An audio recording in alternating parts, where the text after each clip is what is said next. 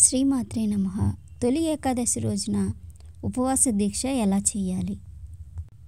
అయితే హైందవ సంస్కృతిలో తొలి ఏకాదశికి విశేష స్థానం ఉంది.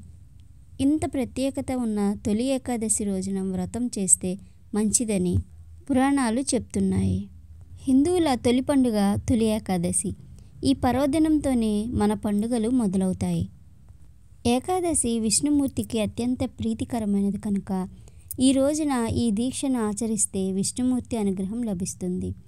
ఆ రాత్రంతా జాగరణ చేయాలి. రాత్రివేళ విష్ణుమూర్తికి సంబంధించిన భాగవతాన్ని చదువుకోవడం, విష్ణు సహస్రనామ పారాయణం చేయాలి. ఉపవాసాన్ని ఆచరించలేని వృద్ధులు తదితరులు పండ్లు, పాలు మొదలైన వాటిని మితంగా స్వీకరించవచ్చు. తిథినాడు మరింత భక్తి శ్రద్ధలతో కృష్ణుణ్ణి ఆరాధనలో నిమగ్నం కావాలి. ఏ విధమైన తృణధాన్యాలను తినకూడదు. వీలైతే ఆహారాన్ని పూర్తిగా త్యజించి మర్నాడు ద్వాదశి రోజున దగ్గరలో ఉన్న దేవాలయానికి వెళ్ళి ఉపవాస దీక్షను విరమించాలి. శ్రీమాత్రే నమః.